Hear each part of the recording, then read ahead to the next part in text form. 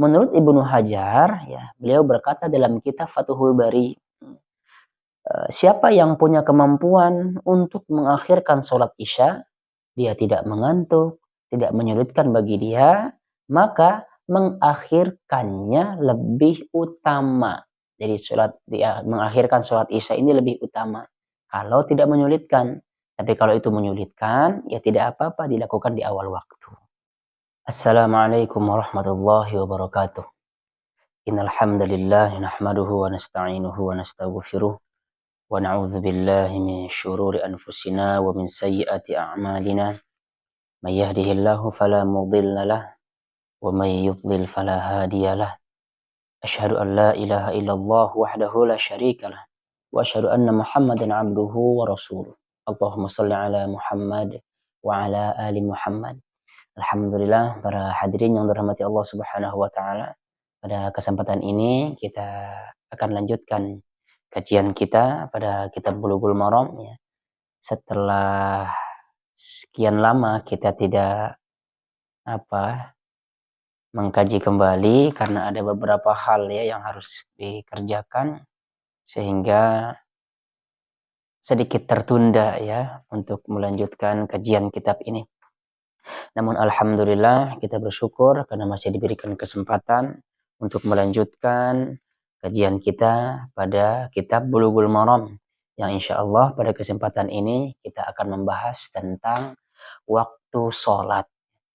Kita langsung saja pada hadis ke 163 dari Abdullah bin Amr radhiyallahu anhuma bahwa Rasulullah Shallallahu alaihi wasallam bersabda, waktu sholat zuhur dimulai pada saat matahari sudah tergelincir hingga bayangan seseorang sama dengan tingginya, selama ia belum masuk waktu sholat asar. Waktu sholat asar selama cahaya matahari belum menguning. Sedangkan waktu sholat maghrib selama cahaya merah belum hilang. Waktu sholat isya itu hingga pertengahan malam, dan waktu sholat subuh mulai dari terbit fajar sampai terbit matahari. Ini hadis diriwayatkan oleh Imam Muslim. Saudaraku yang dirahmati Allah Subhanahu wa taala, di kitab ini, ya, disebutkan bahwa para ulama berselisih pendapat tentang batas akhir sholat isya. Sebagian mengatakan batas akhir sholat isya itu sampai fajar, ya, hingga fajar menyingsing. Sebagian juga mengatakan batas akhir sholat isya itu pada pertengahan malam. Ini termasuk pendapat Imam Asy-Syaukani. Begitu juga pendapat Imam Malik, ya. Hadis ke 166 dari Abu Barzah Al-Aslami radhiyallahu anhu. Dia berkata, suatu ketika Rasulullah Shallallahu alaihi wasallam sedang mengerjakan sholat asar. Kemudian salah seorang dari kami kembali ke rumahnya yang terletak di pinggir kota Madinah, ya, ketika sinar matahari masih sangat terik. Beliau Shallallahu alaihi wasallam suka mengakhirkan sholat isya, serta beliau tidak suka tidur sebelumnya ataupun berbincang-bincang sesudahnya. Beliau selesai mengerjakan sholat subuh manakala seorang dapat mengenali siapa yang duduk di sampingnya. Beliau membaca sekitar 60 hingga 100 ayat. Masya Allah, luar biasa, ya. Hadis ini diriwayatkan oleh Bukhari dan Muslim. Kita bahas dulu satu-satu, ya. Rasulullah suka mengakhiri, ya, sholat isya, ya, mengakhirkan sholat isya. Nah, ini bagi kita kalau misalkan tidak mampu itu tidak mengapa, ya. Akan tetapi kata para ulama baiknya sholat isya itu diakhirkan. Nah, anjuran ini bukan anjuran wajib, ya, akan tetapi mustahab saja. Lalu yang kedua, sholat subuh. Masya Allah, sholat subuh, ya. Sholat subuh beliau membaca 60 ayat sampai 100 ayat. Kalau misalkan kita bandingkan di zaman sekarang, ya, kalau misalkan ada imam yang membaca 100 ayat dalam sholat subuh, Banyak juga ya di antara kita yang ngegerumu di belakang. Banyak juga di antara kita yang mengatakan, aduh imam ini mah bacaannya panjang. Nah itulah bedanya ya kita zaman-zaman dahulu dengan zaman fitnah yang sekarang ini. Ya 100 ayat bayangin, lama itu berarti ya. Lalu kemudian kita lanjutkan pada hadis 167. Di dalam riwayat Al-Bukhari disebutkan bahwa adapun salat Isya kadang beliau menyegerakannya dan kadang beliau mengakhirkannya. Jika melihat orang-orang sudah berkumpul, maka beliau mengerjakannya. Sementara jika beliau lihat orang-orang lambat berkumpul atau terlambat datang, maka beliau pun mengakhirkannya. Salat subuh ya, beliau laksanakan tatkala malam masih gelap. Jadi kita harus garis bawahi berarti tadi ya, waktu salat Isya itu fleksibel berarti ya. Nah, kalau misalkan jemaahnya masih belum kumpul, ya, bukan zaman sekarang ya.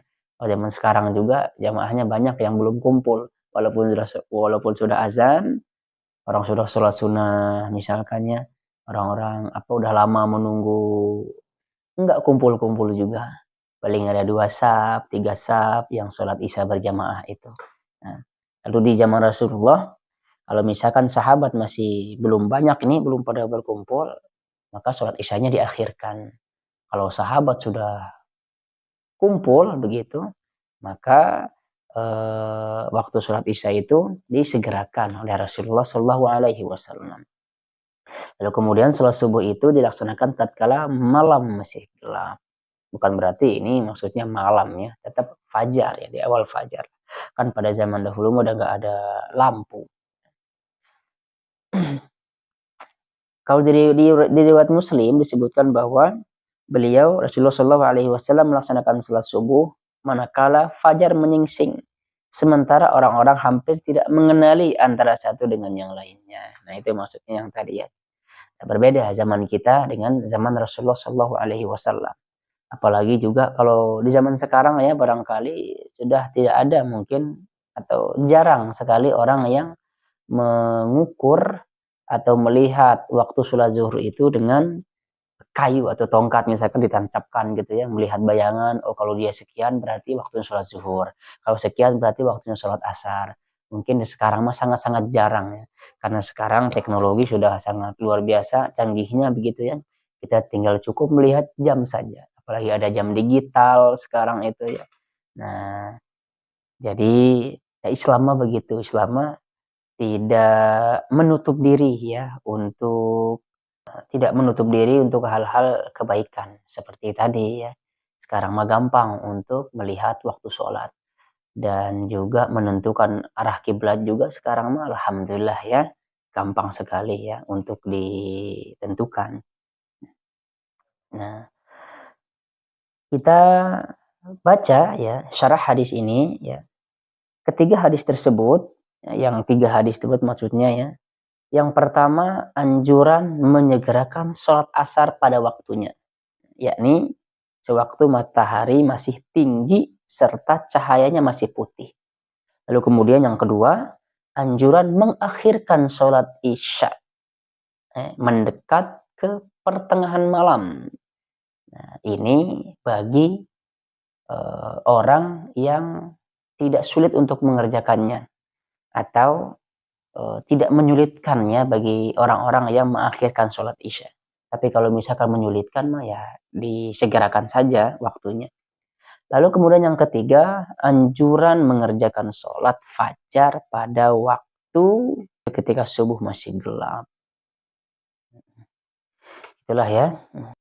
Hadis ke 169 dari Rafi' bin Khadij radhiyallahu anhu. Dia bercerita, kami mengerjakan sholat maghrib bersama Rasulullah Shallallahu Alaihi Wasallam.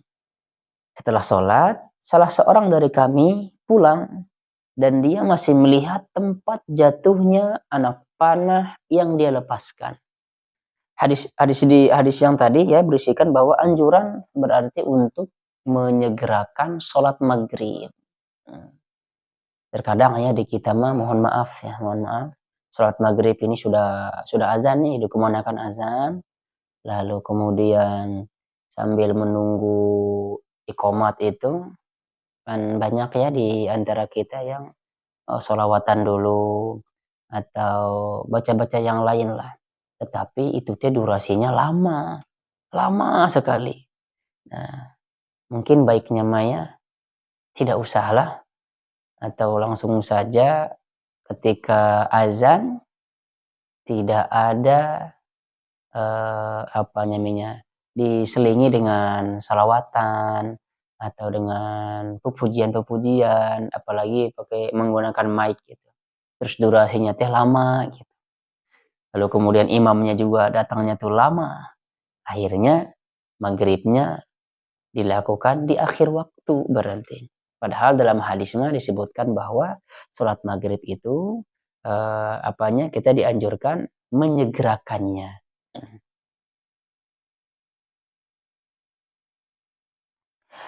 Kita bacakan di sini menurut Ibnu Qudamah ya. Beliau mengemukakan dalam kitab beliau Al-Mughni.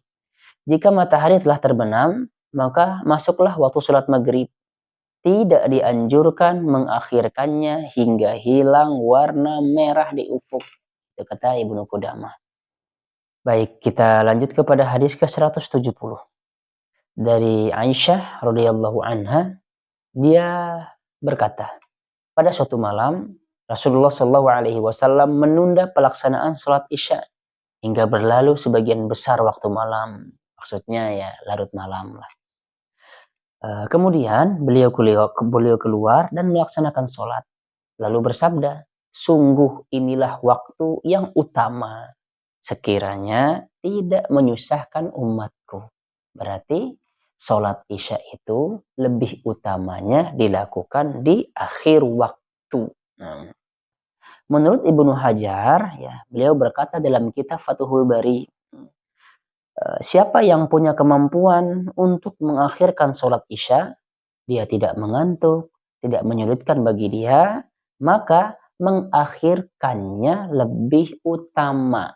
Jadi mengakhirkan sholat isya ini lebih utama. Kalau tidak menyulitkan. Tapi kalau itu menyulitkan, ya tidak apa-apa dilakukan di awal waktu. Itu ya kesimpulannya tentang sholat isya.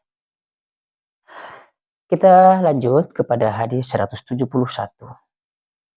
Dari Abu Hurairah radhiyallahu anhu, dia mengutarakan Rasulullah Shallallahu Alaihi Wasallam pernah bersabda, jika cuaca sedang terik, ya, maka tundalah pelaksanaan sholat hingga cuaca menjadi agak sejuk. Sebab udara yang sangat panas itu merupakan bagian dari hembusan neraka jahanam. Nah, jika matahari terik ya, kita jangan samakan kondisi kita sekarang dengan kondisi pada zaman Rasulullah. Zaman Rasulullah masjidnya sederhana, atapnya atap ala kadarnya. Sedangkan kita sekarang, Masya Allah, setiap masjid pasti kalau kita sudah masuk, suasananya adem, ya, dingin. Sudah ada keramik sekarang mah, bahkan jangankan keramiknya, banyak masjid-masjid sekarang mah pakai marmer. Pokoknya mewah yang sekarang mah. Jadi tidak ada alasan bagi kita untuk menunda-nunda sholat. Tidak ada alasan bagi kita untuk menunda sholat. Kenapa Rasulullah SAW menyuruh untuk menunda sholat di waktu matahari terik, terutama pada sholat zuhur? Karena di zaman Rasulullah tidak memakai lantai. Masjidnya itu nggak pakai lantai, nggak ada AC, tutupnya juga ala kadarnya ya, pakai daun pelepah kurma dan lain sebagainya.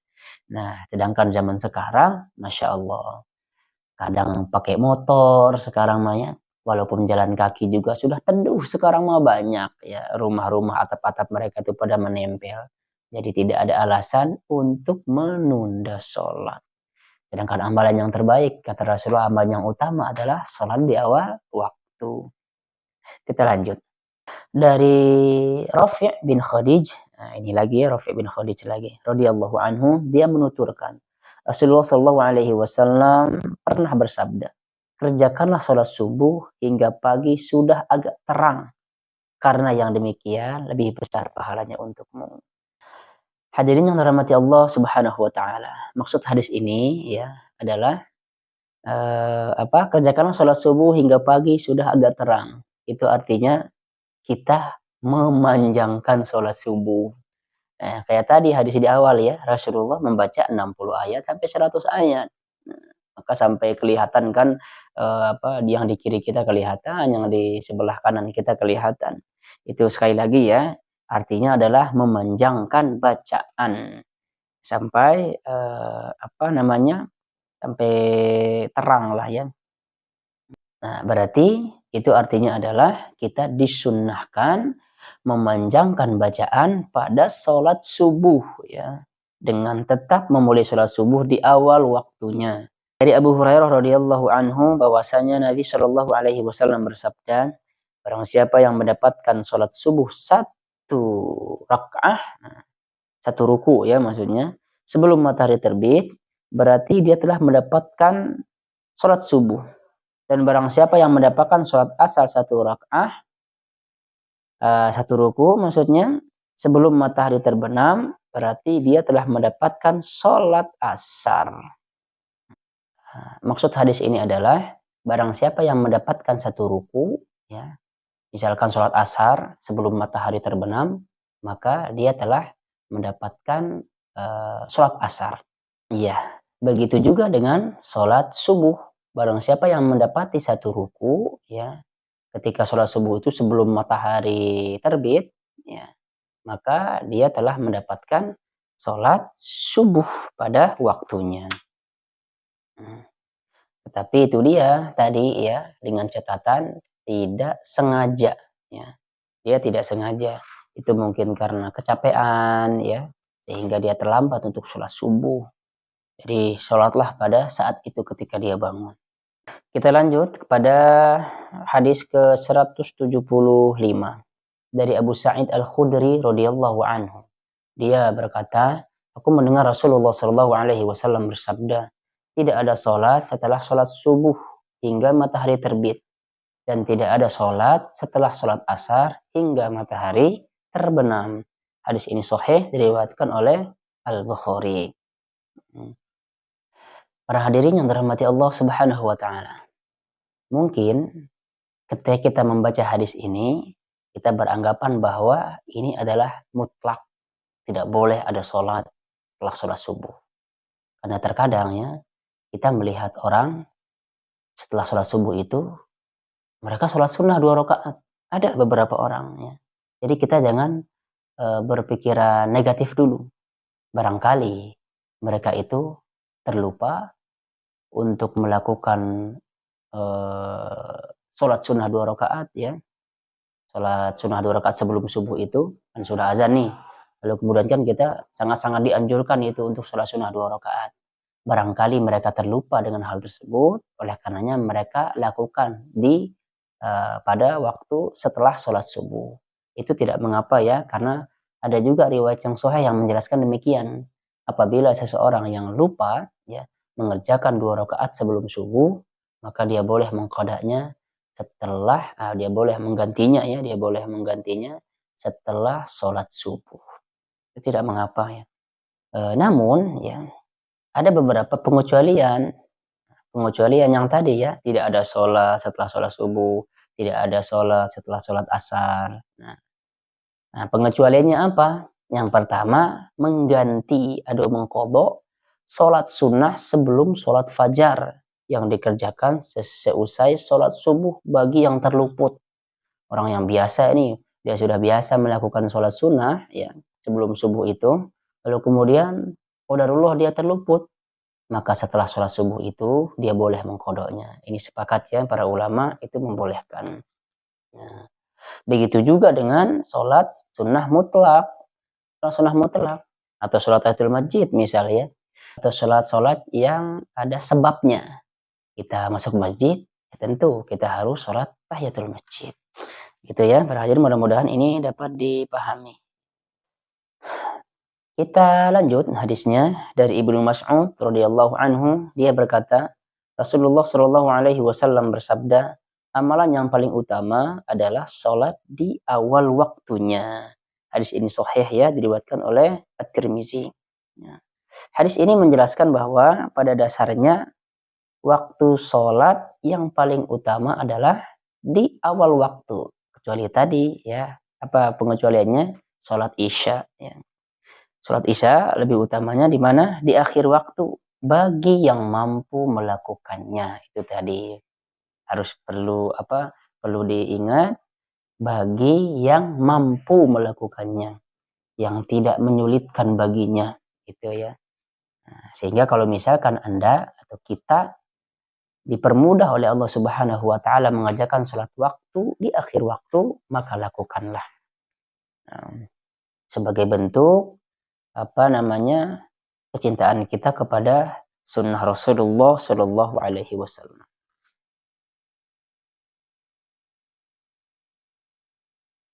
Kita lanjut hadisnya dari Abu Mahzurah radhiyallahu anhu, bahwasanya Nabi Shallallahu alaihi wasallam bersabda, permulaan waktu adalah ridho Allah, pertengahannya adalah rahmat, dan akhir waktunya adalah ampunan Allah. Ini hadisnya, kata para ulama hadis ya, hadisnya adalah hadis palsu, hadis maudhu'. Baik, para hadirin yang dirahmati Allah Subhanahu wa taala, itulah hadis-hadis seputar waktu sholat ya. Yang jika kita simpulkan ya, sholat yang paling utama adalah sholat di awal waktu, kecuali pada sholat Isya. Lalu kemudian ketika misalkan orang terluput, maka sholatlah pada saat itu ketika dia ingat tersebut. Contohnya dia sholat zuhur misalnya, sudah selesai ternyata sholat zuhur, pada saat itu dia ingat ternyata dia belum sholat subuh, maka pada saat itulah setelah melaksanakan sholat zuhur itu dia sholat subuh. Wallahu a'lam, mudah-mudahan ini ada manfaatnya. Subhanakallahumma wa bihamdika asyhadu an la ilaha illa anta astaghfiruka wa atubu ilaik. Assalamualaikum warahmatullahi wabarakatuh.